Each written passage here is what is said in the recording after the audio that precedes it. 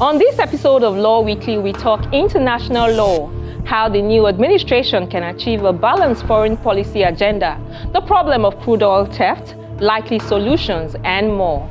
My guest is a professor of law, senior advocate of Nigeria, Damilola Olawuyi. We also have some highlights from the proceedings of the Presidential Election Petition Tribunal, the Law Week of the Imo branch of the Nigerian Bar Association, plus our weekly recap of the top trending stories from the courtroom. Hello and welcome to the program. I'm Shola Shoyeli.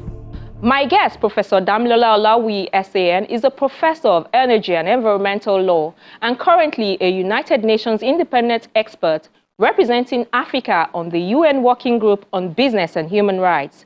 He's also the president of the International Law Association and global vice chair of the association. At age 32, he became a professor of law, and at age 36, he was named deputy vice chancellor of the Afe Babalola University at Ado-Ekiti. At age 37, he took the rank of Silk, becoming the youngest academic SAN in Nigeria. I began the interview with issues of international law. Prof, thank you for talking to us. Thanks for having me. And congratulations on your recent inauguration as President, International Law Association, Nigerian branch. Thank you very much. How did that feel? Feels really good. It feels good. It's a good time to be leading a prestigious association like the International Law Association. As you know, the ILA has been around since 1873, originally headquartered in Brussels, now headquartered in London in the United Kingdom. And the purpose of the association is to advance the study, clarification of both public and private international law. So we are the largest and the oldest association that focuses on the promotion of international law worldwide. And as the Nigerian branch, we were inaugurated officially by the then Chief Justice of Nigeria in 2014. And since then, we've been at the forefront of promoting Nigeria's brand of international law to the rest of the world. When you say Nigeria's brand, what do you mean? Well, international law is very important for us as a continent and as a country. We were taught at the university that international law is the source of law in Nigeria. But you find that despite the fact that it is such a key source, it's often not acknowledged and promoted enough. And I call it a key source because you see that almost all of our laws draw inspiration from treaties that Nigeria has signed to. And so our laws are mostly attempts to implement international treaties. So every country should be interested in ensuring that its voice is heard loud and clear when signing those treaties. But what you find most times is that African countries go to the international stage and they don't really have a voice. So we are at the forefront of ensuring that we do have a strong voice and that Nigeria reclaims its leadership role when it comes to negotiating the best deals at the international stage. I was at your inauguration. Yes. And I recall that you talked about the greats, the Taslim Elias, the Prince Bola Ajibola of blessed memory, Bayo Joe, SAN, and the need to develop a younger generation of lawyers to step into their shoes. So what can we expect from your administration in terms of developing the younger generation? I know that one of the first things that you did was to proclaim the Professor Fidelis Odita Prize for young lawyers, and that's interesting to look forward to. But what more can we expect? I think your question has two parts, and it's very important. The first part is that we look back at the golden times whereby Nigeria played very strong roles in the formulation and development of international law. Those were times in which we had Nigerians sitting at the International Court of Justice, the Charles Onyema of the world. We had Professor Taslim Elias, senior advocate, who even became the president of the ICJ. We had Prince Bola Ajibola, SAN of blessed memory. These are Nigerians that defined international law and participated at the highest level. And of course, we've also had Nigerians serving at the International Law Commission, the likes of Chief Bayo Joe, SAN, who represented Nigeria very strongly as a member of the International Law Commission. So this should make any Nigerian proud, and we should say, how can we get back to those days? How did we even lose it in the first place? I think we got to an era in which we stopped focusing on merit. International law is about sending your best brains to negotiate the best deals for you as a country. And I think those were the era in which we focused a lot on merit-based appointments. These three people that I mentioned, served Nigeria, as a result of which they went to the international stage. Professor Elias was a senior advocate who became, the Attorney General of the Federation, and then went to the ICJ. Prince Bola Ajibola, a senior advocate, former president of the Nigerian Bar, former Attorney General, who then went to putting our best foot forward, ensuring that we mentor them and we produce a steady track for them to play a big role. And that's why, my first announcement as president was to say, we want to inaugurate the Professor Fidelis Odita Prize. And someone should look at the story of our immediate past president, Professor Odita, and say, how did he become a King's Counsel, a senior advocate? How did he achieve so much in the profession? And how can I be like him? So that's our own little way of emphasizing merit and ensuring that young ones can say, I want to be amongst the greats as well. I read that you've practiced and taught energy law in Africa, Asia, Europe, North America, and the Middle East. Is there anywhere you haven't been? But what has been the main challenges to a career in international law for you? I think international law is a melting pot. It's a mix of different world traditions. And, we know that law, we have the common law system, we have the civil law system, we even have some mixed jurisdictions. So my work and career has taken me from a common law country, Nigeria, to Canada, another common law country, and then, of course, to civil law countries in the Middle East. So I think I've had the privilege of understanding the different traditions, which strengthens one to become a very versatile international lawyer. Prof, let's come back from the international space locally. Yes. The federal government of Nigeria recently announced the adoption of a National Action Plan on Business and Human Rights. I know that you've done some work in that regard, but why is this important, and how can it enhance the key rules of rule of law in our country?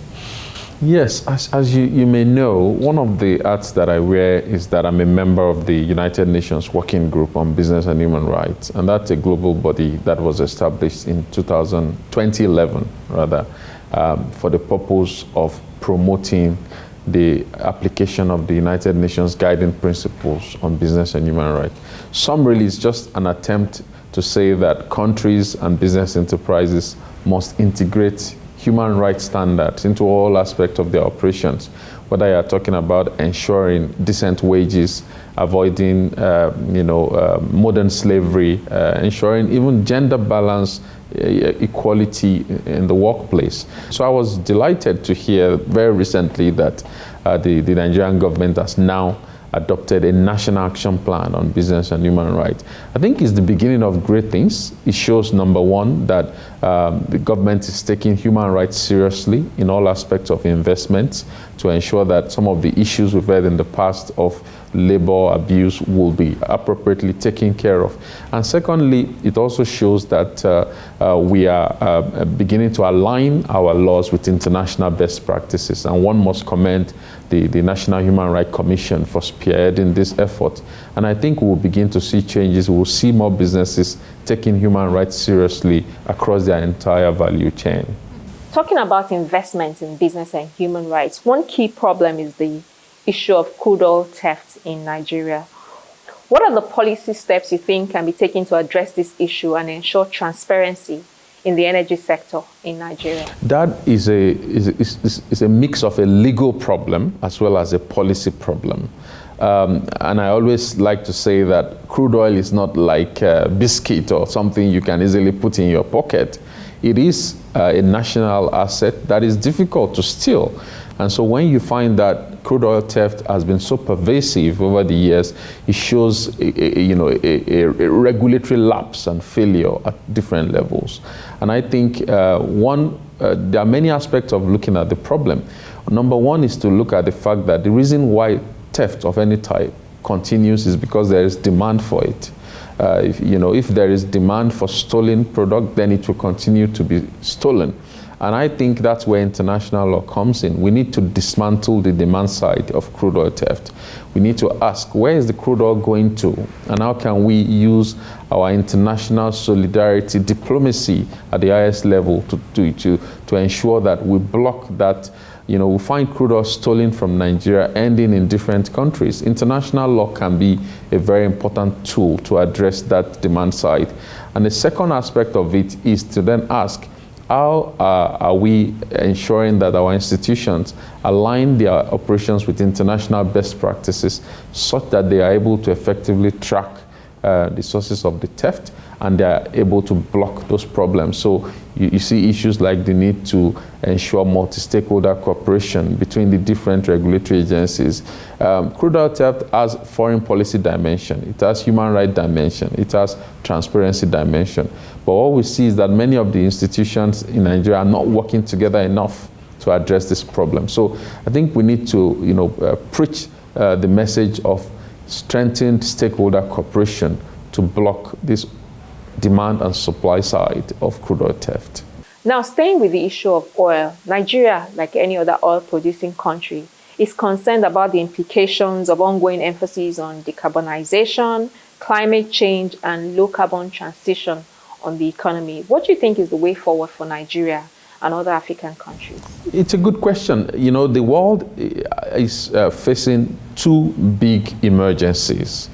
Number one is the climate change emergency, that we're trying to ensure we address the root causes of climate change and to ensure that we take appropriate steps to clean up our consumption patterns and transition away from high carbon sources. That is one emergency. The second emergency is the energy poverty emergency. This is 2023. There are still communities that are not connected to modern electricity. This is 2023. Nigeria still has one of the largest electricity deficits in terms of electrification rates. But what you see at the international level is that we tend to focus on the first emergency alone, which is climate change, without asking, how can countries like Nigeria maximize the use of our resources to solve energy poverty problem? And I think this is where international diplomacy comes in. We go to these international treaty negotiations and we sign up to treaties that weaken our ability to solve our own domestic problems. Nigeria is blessed with natural gas. Natural gas is a cleaner transition fuel. So when you have international policies that say stop oil and gas without considering that natural gas is indeed cleaner than oil, then it's a disadvantage for us. So I see the urgent need for us to revitalize our domestic and foreign policy strategies to accentuate the importance of natural gas as a cleaner transition fuel, and the need for us to emphasize that any effort to address climate change must not be the one that will lead our people to energy poverty or any form of poverty at all. We need international diplomacy to ensure that our interests as Africans are protected at the global stage. A second part of that is that in international law, you don't always get what you deserve. You get what you negotiate. So if we are not negotiating the right treaties and instruments that will enable us to balance the goal of providing modern electricity and modern energy services to our people, then we continue to be disadvantaged. Let's round up talking about the Sustainable Development Goals. What is your assessment of Nigeria's readiness to achieve the SDGs? That's a good question, because the SDG is about solving a wide range of problems by the year 2030. Zero hunger, zero poverty by the year 2030. And when I look at the calendar, this is 2023. So we're getting closer. Exactly. We have 7 years to go. And that is why the steps we take now are so important. Over the last few years, we've made strategic gains in terms of prioritizing the SDGs. We have the Office of the Special Advisor to the President on SDGs doing a lot of things to put SDG at the front burner. But we need to do more. Now it's not about just creating awareness. We now need to take strategic and urgent steps, realizing that we have just 7 years to go. And that's why the steps we take in the next few years, the sort of emphasis we have on these goals would be very, very key. So if you could pick 3 things of specifics of what we should be doing in order to integrate it into all aspects of our life that you said, what would be the 3 things that you say? One would be sustainability reporting. For example, every entity Every entity should be able to say, this is how this project is contributing to one or more of the SDGs. So sustainability reporting is very key. Another aspect is sustainability education. You know, if, for example, universities have key roles to play to create specific courses that would empower people to understand the SDGs and to better implement them. So sustainability awareness, sustainability education will be very, very key. And I think the third aspect I would like to see is sustainability investment as well. I want to see businesses having specific investment aimed at achieving one or more of these goals. I want to see businesses having specific sustainability officers. For example, this is something that you find in the United States and in many parts of the world, and even the newly enacted Climate Change Act of 2021. I think when we take these three key steps, we would have been able to move from just rhetoric to real action in terms of advancing the SDGs.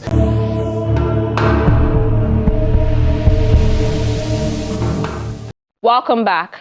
The Nigerian Bar Association in Imo State has flagged off its Law Week with the theme State of Legal Practice in Nigeria, Imo State in Focus. During the flag-off of the week, the presiding justice of the Court of Appeal, Ekiti Division, Justice Chioma Nwosu-Iheme, while urging lawyers in the profession to not bring down the values and virtues of the profession, also frowned at the rate at which lawyers file frivolous applications in courts. It's the opening ceremony of the 2023 Law Week of the Nigerian Bar Association in Imo State. The venue of the event is filled to capacity with legal luminaries and notable faces in the judiciary. The Imo State Governor Hope Uzodimma and some members of his cabinet, including the Attorney General and Commissioner for Justice in Imo State, are present. The chairman of the occasion and presiding justice of the Court of Appeal Ekiti Division, Justice Chioma Nwosu-Iheme, in her remarks, frowned at the way some lawyers file applications in court. My brother judges of the Imo State Judiciary and the entire judiciary of Nigeria, this is my personal opinion. Now, when lawyers file frivolous applications, look at it twice. In our days, we call those applications satanic verses. Look at it twice. Ask yourself, why expertise? At the end of the day, will it be worth it? And so, my brothers who practice law here in Imo State, before you file any frivolous application, ask your client, why expertise? When you grant frivolous applications, you know it is deliberate. You're not an illiterate. And when you do so, you diminish the majesty of the office of a judge. You make a caricature and a mockery of the judiciary. For the Imo State Governor Hope Uzodimma, lawyers need to continue to uphold the ethics of the profession through their professional conduct. He also speaks on his administration's efforts in sponsoring the bill for criminal justice system into law, which will aid speedy dispensation of justice. I'm aware that in Imo State, some of you have been deliberately delaying matters in court so that you will continue to collect appearance fees.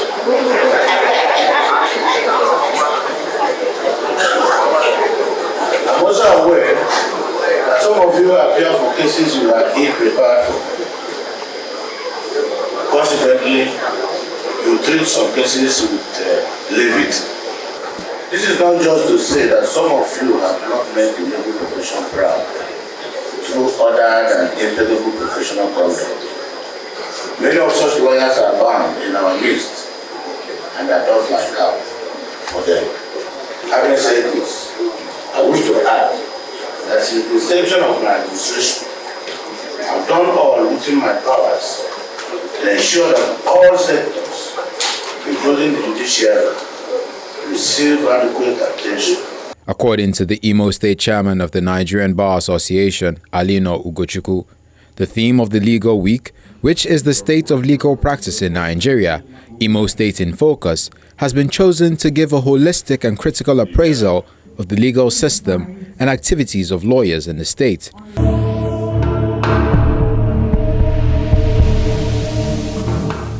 Let's now check out some of the top stories we tracked at the courts. We begin with the report that the Independent National Electoral Commission, INEC, and the presidential candidate of the All Progressives Congress, Mr. Bola Tinubu, are to file a response to an application by the presidential candidate of the People's Democratic Party, Mr. Atiku Abubakar, seeking a live broadcast of the proceedings of the Presidential Election Petition Tribunal. Mr. Abubakar, who is challenging the outcome of the February 25 presidential election, says televising the proceedings would enhance public confidence in the judiciary. This submission was made at the pre-hearing session of the tribunal last week. At the same sitting, the five-man panel of justices heard the petition of the Allied People's Movement, APM. Counsel representing parties in the matter said they have agreed to have a meeting to harmonise their processes to help with the expeditious hearing of the case. The tribunal consequently adjourned the petitions to the 18th of May for continuation. The Labour Party and its presidential candidate, Mr. Peter Obi, have also joined the PDP in requesting a live broadcast of proceedings. Counsel to Mr. Obi, Senior Advocate of Nigeria, Levi Uzoku, also confirmed that they had filed an application to that effect. They also told the court that all parties have met and agreed to ask for an adjournment to enable them file and exchange necessary legal documents and consolidate on the processes filed so far. Counsel to the President-elect, Senior Advocate of Nigeria, Wole Olanipekun, and counsel to INEC, Senior Advocate of Nigeria, Abubakar Mahmood, also agreed with the submission. Chairman of the panel, Justice Haruna Samani, consequently acceded to the request for a week's adjournment, directing the parties to identify the issues for determination. He adjourned to May 17 for continuation of the pre-hearing session. At the same pre-hearing session, the Action People's Party APP withdrew its petition against the President-elect Bola Tinubu.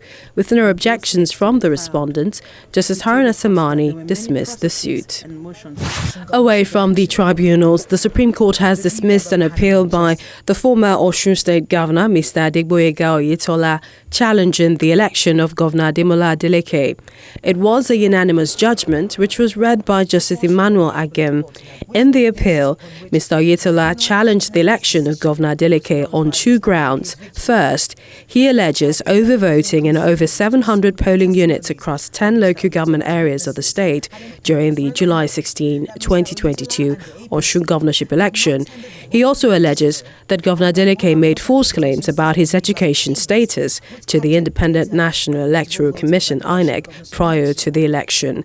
In its judgment, the Supreme Court said it found no reason to set aside the verdict of the Court of Appeal, which upheld Governor Adeleke's victory at the polls.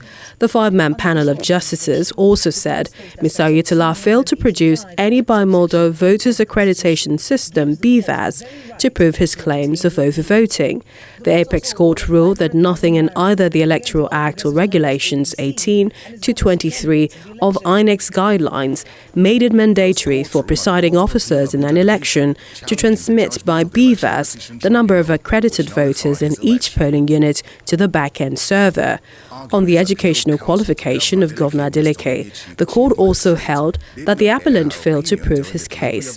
The judgment of the court was received with excitement by supporters of the governor. The same court has adjourned the hearing of the suit filed by Nnamdi Kanu, the leader of the proscribed indigenous people of Biafra IPOB, to September 14. Mr. Kanu had approached the court to challenge the verdict of the appeal court, stopping his release from the custody of the Department of State Services, DSS. At the proceedings, the Apex Court also granted the application of the Attorney General of the Federation, Abubakar Malami, to file additional processes. The Court of Appeal at its proceedings had granted a stay of execution on its verdict, which discharged Mr. Kanu of terrorism charges filed against him by the federal government. In a unanimous decision by a three-member panel led by Justice Haruna Samani, the Appeal Court granted the application pending the hearing and determination of the appeal before the Supreme Court. Meanwhile, Senior Advocate of Nigeria, Michael Zekome, has expressed fear that the leader of IPOB, Nnamdi Kanu, might die in the custody of the DSS. And we round up with the reports that at the High Court of the Federal Capital Territory, Justice Muazu Hamza has assumed jurisdiction in the suit filed by Mr. Yomi Arabambi of the Labour Party and 7 others against Mr. Julius Abure and 3 others. The court made this known while ruling on the preliminary objection filed by Mr. Julius Abure and Mr. Farouk Ibrahim, challenging its jurisdiction to entertain the matter. The suit is based on the order restraining Mr. Julius Abure as well as the National Secretary Alhaji Farouk Ibrahim, the National Organizing Secretary Oluchi Okpara, and National Treasurer Clement Ojukwu from parading themselves as leaders of the Labour Party pending the hearing of a suit seeking their sack over allegations of fraud and alleged forged court documents, including receipts and seal of the FCT High Court, which they had allegedly used in the substitutions of Labour Party's candidates in the 2023 general elections. At Friday's hearing of the matter, which was slated for ruling on preliminary objection on jurisdiction of the court to hear the matter, Justice Muazu Hamza, in a short ruling, held that the court has jurisdiction to hear the matter. He then adjourned to 17th of May for hearing on the substantive suit.